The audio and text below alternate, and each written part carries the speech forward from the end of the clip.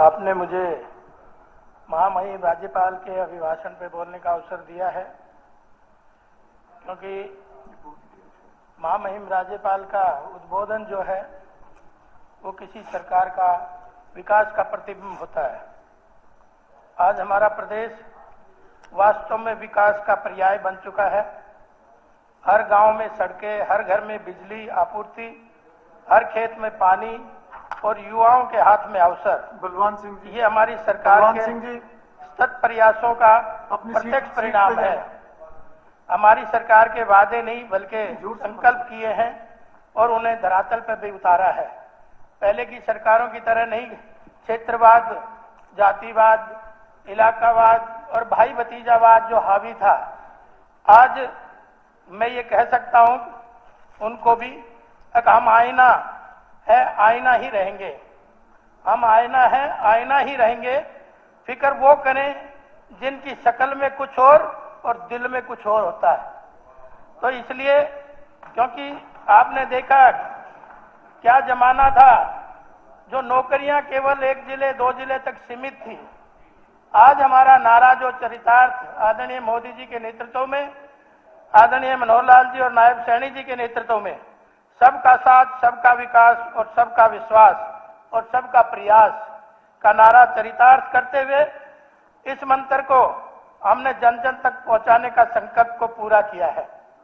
केंद्र सरकार की जन कल्याणकारी योजनाएं और प्रदेश सरकार की पहल मिलकर आज प्रदेश के हर वर्ग को नई दिशा एवं ऊर्जा प्रदान कर रही है। चाहे किसान हो, युवा हो, महिला हो या व्यापारी, श्रमिक हो या छात्र, हर वर्ग आत्मविश्वास और स्वाभिमान के साथ आगे बढ़ रहा है। हमने माताओं बहनों की आर्थिक समृद्धि के और सशक्तिकरण के लिए महत्वाकांक्षी दूरदर्शी सोच के साथ दीनदयाल लाडो लक्ष्मी योजना के तहत पात्र महिलाओं को 2100 रुपए देने का काम किया है।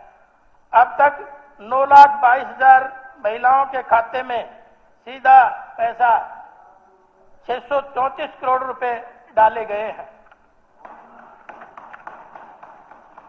प्रदेश में 5 लाख महिलाओं को लखपति दीदी बनाने का लक्ष्य रखा गया है। स्वयं सहायता समूह को 4,38,000 से अधिक महिलाओं की पहचान लखपति दीदी बनाने के लिए की जा चुकी है। नियमित महिला कर्मचारी को प्रतिवर्ष जो 20 दिन की छुट्टी थी, वहां 25 दिन छुट्टियों का प्रावधान भी रखा गया है। महिला उद्यमिता और आर्थिक स्वतंत्रता के लिए 18 दिसंबर 2024 को पानीपत से माननीय प्रधानमंत्री नरेंद्र मोदी जी द्वारा बीमा सखी योजना की शुरुआत की गई है।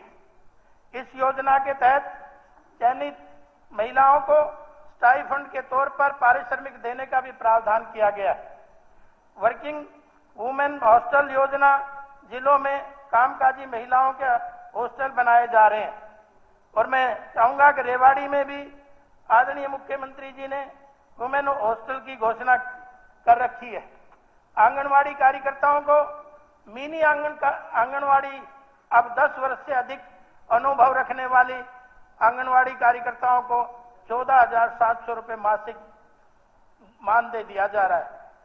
10 वर्ष से कम अनुभव रखने वाली कार्यकर्ताओं को 13,050 रुपए और सहायिका को 7400 रुपए मासिक दिया जा रहा है।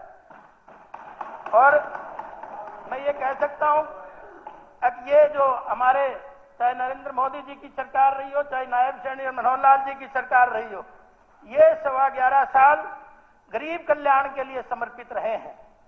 क्योंकि कहा जाता है मरहम लगा सको तो किसी गरीब के जख्मों पर लगा देना, मरहम लगा सको तो किसी गरीब के जख्मों पर लगा देना। हकीम बहुत है बाजार में अमीरों के इलाज के लिए।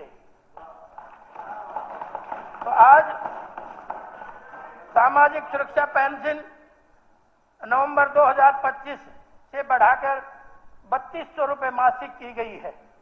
कहने को तो लोग ये कहते हैं कि 87 में यह पेंशन शुरू हुई थी, लेकिन मैं कह सकता हूं कि संयुक्त पंजाब जब था 1964 में, तब 15 रुपए इसकी वृद्धावस्था पेंशन रखी गई थी। और 66 में भी यही था और 87 में जो था वो हमारे आदरणीय चौधरी देवीलाल जी ने 100 रुपए करने का काम किया था। उसका विस्तार से मैं फिर कभी बताऊंगा। लेकिन हरियाणा दिव्यांग पेंशन नियम 2016 में संशोधन करके दिव्यांग पेंशन का लाभ 10 और श्रेणियों को दिया गया है। इसमें 32,000 दिव्यांग लाभान्वित हुए हैं। प्रधानमंत्री आवास योजना, मुख्यमंत्री शहरी आवास योजना और मुख्यमंत्री ग्रामीण आवास योजना के अंतर्गत ग्रामीण क्षेत्रों में 100 गज तथा शहरी क्षेत्रों में 50 गज तक के रिहायशी प्लाट की रजिस्ट्रियों पर स्टाम्प ड्यूटी खत्म करने का काम हमारी सरकार ने किया है। हरियाणा श्रम कल्याण बोर्ड द्वारा विभिन्न कल्याण योजनाओं के अंतर्गत 201 करोड़ रुपए की राशि सीधे श्रमिकों के बैंक खाते में पहुंचाने का काम हमारी सरकार ने किया है। अनुसूचित जाति के लिए काम करने वाली ग्राम पंचायतों के लिए प्रोत्साहन राशि के रूप में 50,000 रुपए बढ़ाने का काम किया है। प्रदेश में 5 अत्याधुनिक श्रमिक सुविधा केंद्र शुरू किए जाएंगे। प्रदेश के विभिन्न चौराहों पर जो मजदूरों के लिए है 150 श्रमिक शेड स्थापित किए जाएंगे। 5 नए श्रम न्यायालय सोनीपत, गुरुग्राम, सोना, पलवल तथा बावल रेवाड़ी में स्थापित करने का निर्णय लिया गया है। दयालु योजना के तहत 1,80,000 रुपए की वार्षिक आय वाले 35,863 पात्र परिवारों को 1,350 करोड़ रुपए की आर्थिक सहायता देने का भी काम मेरी सरकार ने किया है। अंत्योदय परिवार सुरक्षा योजना दयालु 2 के तहत कुत्ते के काटने या आवारा पशुओं के हमले से मौत या चोट पर आर्थिक प्रावधान भी किया गया है। हर घर हर गृहिणी योजना के अंतर्गत गरीब परिवारों को 500 रुपए में गैस सिलेंडर दिए गए हैं। अब तक लगभग 14,75,000 लाभार्थियों को इस योजना का लाभ उठाया जा चुका है। पंजीकृत बीपीएल एआई परिवारों के बैंक खातों में एलपीजी सब्सिडी के रूप में लगभग 223 करोड़ और 31 लाख रुपए जारी किए गए हैं। दयालु योजना अप्रैल 2023 से शुरू हुई थी, जिसमें 1,80,000 इनकम वालों को 17 अक्टूबर 2024 को अब तक लाभार्थियों को 35,863 1,350 करोड़ रुपए दिया जा चुका है। कमेंट्री ना करें तो बढ़िया रहेगा। कुल 2,93,747 एआई कार्ड धारकों को तथा 1,47,81,684 बीपीएल लाभार्थियों को मुफ्त गेहूं उपलब्ध कराने का काम किया है। अटल श्रमिक किसान कैंटीन योजना के अंतर्गत 41 मंडियों में कैंटीन शुरू की गई है तथा 10 अनाज मंडियों में और 10 सब्जी मंडियों में कैंटीन खोलने की स्वीकृति भी प्रदान कर दी गई है, जिससे गरीब आदमी 10 रुपए में भरपेट भोजन कर सकता है। हरियाणा राज्य सरकारी आवास परिसंघ द्वारा आर्थिक रूप से कमजोर वर्ग के व्यक्तियों को 12.5 लाख रुपए तक का ऋण 7% ब्याज दर से उपलब्ध कराया गया है।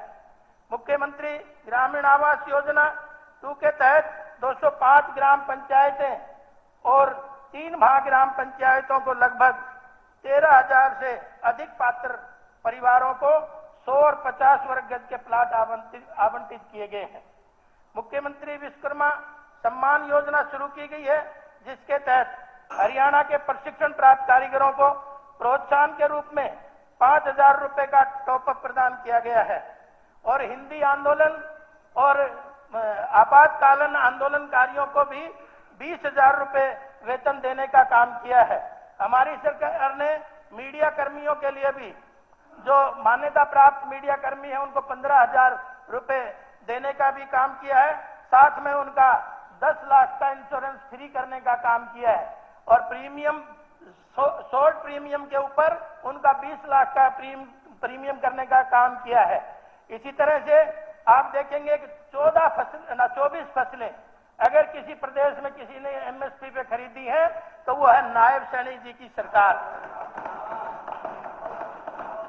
करीब 2024 फसलों के लिए 2000 रुपए बोनस देने का भी काम किया है। फसल खरीद का भुगतान पहले 3-3 महीना नहीं होता था, फिर हमने 72 घंटे करे और एक लाइन के साथ खत्म करता हूं। 72 घंटे किए, अब 48 घंटे में डीबीटी के माध्यम से किसान के सीधे खाते में पैसा जाने का काम करते हैं। और एक बात और अंत में मैं कहना चाहूंगा, अगर जो गरीब कल्याण का है, मैंने उन्हीं की पे चर्चा करी है। बहुत सारे काम मेरी सरकार ने किए हैं, इसलिए अंत में अपनी बात के साथ खत्म करना चाहूंगा। सरकार की कामयाबियां हरियाणा के नाम करता हूं, सरकार की कामयाबियां हरियाणा के नाम करता हूं और माननीय मुख्यमंत्री नायब सैनी जी की मेहनत को झुक के राम राम करता हूं, प्रणाम।